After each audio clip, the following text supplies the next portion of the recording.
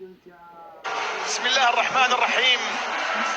مرحبا بكم هنا في الدور نصف النهائي وفي المواجهة الثانية لهذا الدور لمعرفة الطرف الثاني في المباراة النهائية من سيواجه الأرجنتين هنالك في استاد لوسيل بعد 3 أيام من الآن، بعد 4 أيام وبالتحديد في 18 من هذا الشهر. من سيواجه ليونيل ميسي وبقية الأسماء التي وصلت ليلة البارحة اليوم وأمام 90 دقيقة أو ربما أكثر حلم عربي هنا في أرضية الميدان المنتخب المغربي الذي فتح آفاق الأحلام العربية ليس فقط في عالم كرة القدم بل لما هو أبعد من ذلك، وأثبت أنه بالعزيمة والإصرار فإن كل شيء وارد. امبابي يبحث عن كرة لكن أيضا تعود كرة تصل عن طريق حكيم زياش. هنا رافائيل فاران يلعب الكرة أمامية تصل إلى أنطوان جريزمان داخل منطقة الجزاء. محاولة خطيرة لا زالت مستمرة وقائمة وتسديدة خطيرة ملعوبة.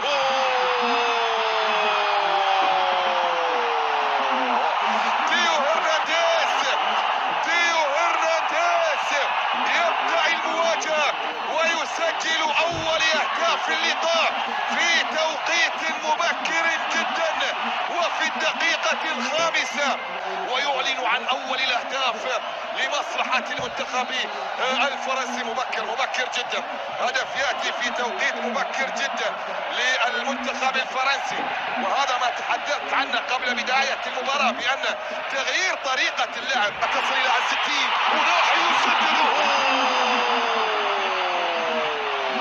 حلوة الكرة من وناحي، حلوة الكرة إلى محاولة أمامية ملعوبة لكن هنالك راية موجودة والتسلل على كيليان امبابي. أتمنى أن لا تسكت الجماهير في المدرجات عن تواصل التشجيع، عن تواصل الموازن. قدم كرة إلى خارج أرضية الملعب في ركلات جزاء، تعرضت على 3 ركلات جزاء. سفيان بوفون ينطلق الآن من أجل أول الأهداف، يلعب كرة داخل منطقة الجزاء لكن حكيم طالت الكرة تحولت إلى خارج أرضية الملعب، وصلت إلى ركلة مرمى. يبدو بأن المنتخب المغربي سيجري تبديلا اضطراريا أو لربما فنيا مبكرا جدا.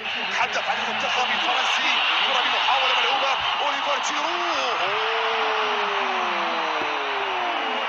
خطير جدا. الهداف التاريخي للمنتخب الفرنسي، الهداف التاريخي. وسياش عرضية من حكيم داخل منطقة الجزاء لكن عنده جولوريس. المنتخب المغربي يستعد لإجراء أول تبديل في اللحظات القليلة القادمة. رومين سايس نعم هو من سيترك أرضية الملعب وسيدخل سليم أملاح. الكرة لا زالت مستمرة والمحاولة لا زالت قائمة والصافرة موجودة. الصافرة تحولت في الجانب المقابل، عادت لمصلحة المنتخب المغربي. صافرة موجودة إلى ملاح أمامية ملعوبة لكن أيضا تغطية دفاعية. نعم هذا هو المطلوب من الجماهير المغربية في المدرج. هذا هو المطلوب لحارس المرمى ياسين.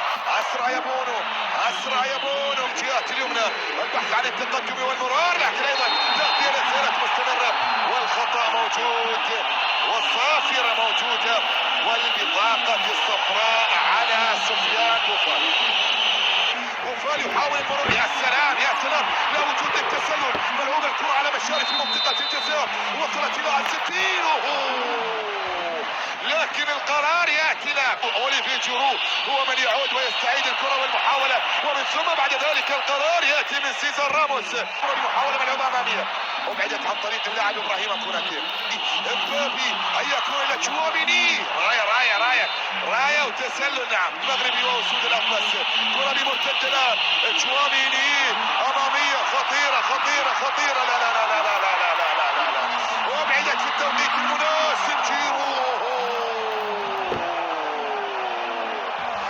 هذا البني آدم يصنع من المستحيل ممكنا ومن الكرات الصعبة سهلة جدا. كرة بمحاولة بونو يبحث عن الانطلاق. جريزمان خطيرة جدا داخل منطقة الجزاء لكن التصدي جواد اليابع عن المرتدة. جريزمان يلعبها لكن إلى خارج أرضية الملعب. عز الدين وناحية أمامية خطيرة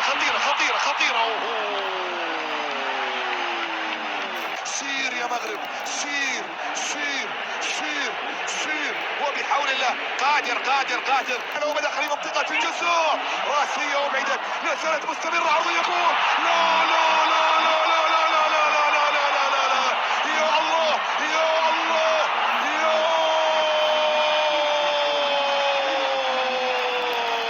تعود من جديد محاولة لمصلحة المنتخب المغربي، ركنية ركنية ركنية ركنية ركنية ركنية ملعوبة داخل منطقة الجزاء، ولكن حارس المرمى لوريس من جديد.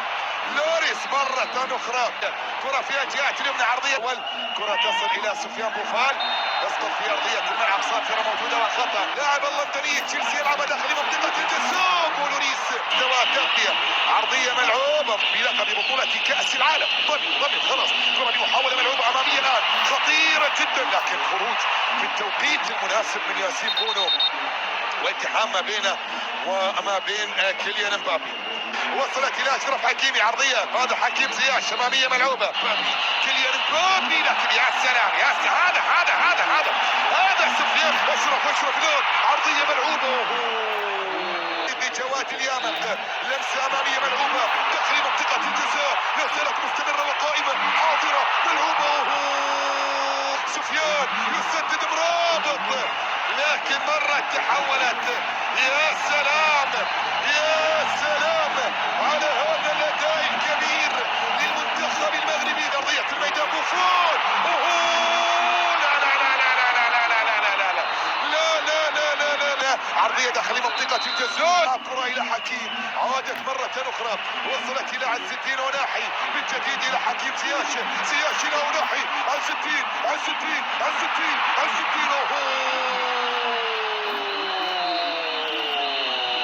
فرنسا تحت الحصار، فرنسا تحت الضغط، إلى عز الدين وناحي، صفر يا مكسيكي. المغرب قادر على العودة بحول الله، هذا الأمر الذي يجعلنا نطمع بتسجيل هدف التعادل في أقرب وقت ممكن يا مغرب. بشرية كرة بتسديدة تأتي لكن إلى خارج، تعود المحاولة من جديد الآن، بوفال لكن كرة محاولة ملعوبة وبعدت في التوقيت المناسب لمصلحة المنتخب الفرنسي، لكن بعد ذلك القرار يأتي من سيزار راموس. هذا اللقاء، هذا ترام بذكريات والده يوسف الصيري، يترك أرضية الملعب. وجهة نظر، كان ممكن أن يبقى يوسف، يخرج لاعب آخر يعني في ما تبقى من أحداث. عموما أيضا سفيان أبو فال يترك أرضية الملعب، مدرب وليد القراقي. كرة بمحاولة ملعوبة أمامية الآن لمصلحة المنتخب المغربي، عرضية في الجهة اليمنى داخل منطقة الجزاء، طالت على زكريا بوخلال اللاعب البديل. كرة مرتدة سريعة في المكسيك، يسقط ماركوس تورام في أرضية الملعب. هذا تورام الآن لمصلحة المنتخب الفرنسي داخل منطقة الجزاء، راسية خطيرة مرت. هذا مين؟ هذا تورام. أيوب لاعين، هذا الذي حل. فوفانا يسدد، يا عز الدين ولا غيرك، عرضية داخل منطقة الجزاء وبعدت في التوقيت المناسب، ثم بعد ذلك صافرة لجريزمان المغربي، علو عسى، كرة تحولت الآن مرتدة، يلا يا حمد الله، عبد الرزاق، لا اوه يا عبد الرزاق، اوه يا حمد الله، كان بالامكان. نعم، خطر كرة محاولة ملعوبة، لكن ايضا عن طريق اللاعب عبد الرزاق، حمد الله يلعبها، لكن في الشباك الجانبية تحولت الى خارج ارضية الملعب ووصلت الى ركلة. شكرا للمغرب، شكرا على كل شيء، شكرا لهذا الحلم العربي. من كان يعتقد ومن كان يفكر ومن كان يتصور ومن وضع ذرة احتمال آخر حاضر بالنسبة للمدرب ديدي ديشامب. كرة تصل إلى كيليان مبابي، يلعبها في الجهة اليسرى، البديل ماركوس تورام إلى مبابي.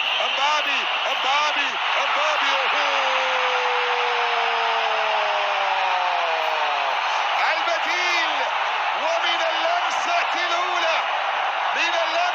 الأولى كولومبوني يسجل الهدف الثاني ويقود فرنسا إلى المباراة النهائية. قد يكون أسرع بديل يسجل في تاريخ المونديال. يدوب نازل، ومن اللمسة الأولى يضع الكرة في المرمى ويعلن عن ثاني الأهداف للمنتخب الفرنسي. هنا كولو أمواني. برافو برافو برافو برافو للجماهير المغربية في مدرجات استاد البيت على كل ما يقدمونه. ربي محاولة ملعوبة الآن وبعدت في التوقيت المناسب اليوم. ومن هذا المنبر قدم اعتذاري، والله الذي لا إله إلا هو لم أقصد الإساءة في ذلك اليوم ولم أتعمده، ولا أحمل في قلبي إلا الحب والاحترام والتقدير للإمارات وحكومتها وأهلها. بلقب بطولة كأس العالم. كرة بمحاولة ملعوبة داخل منطقة الجزاء، تسديدة تصل عند أوغو لوريس، لكن بعد كثيرة جدا داخل منطقة الجزاء.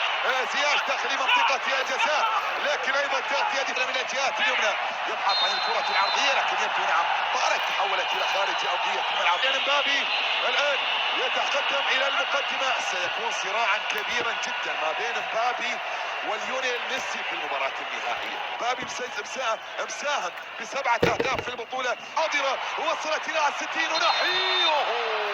رفعت رؤوسنا جميعا فينا. نعم قادرون على صناعة المستحيل. كرة يسار مستمرة وقائمة. هنا المحاولة ملعوبة، وصلت إلى 60. لا لا لا لا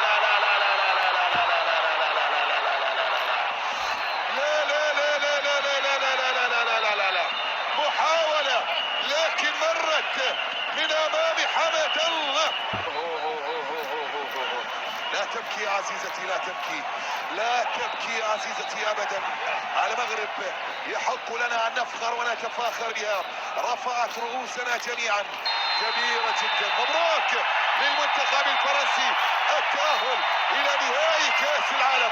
شكرا للمغرب على هذا الحضور الكبير، شكرا للمغرب على كل لحظات الفرح، شكرا للمغرب على كل لحظات الفخر والاعتزاز بعروبتنا وبأوطاننا العربية وبمغربنا وبأسودنا هنا في هذه البطولة. شكرا لوليد الركراكي وأسود الأطلس على هذه البطولة الاستثنائية الكبيرة. مبروك للمنتخب الفرنسي التأهل للمباراة النهائية لمواجهة الأرجنتين، النهائي الرابع لفرنسا بعد عام 98 2006 2018، والآن للمرة الثانية على التوالي والرابعة في تاريخ المنتخب الفرنسي. نلتقي بحول الله إذا كان للعمر بقية في مباريات أخرى. دمتم بحفظ الله.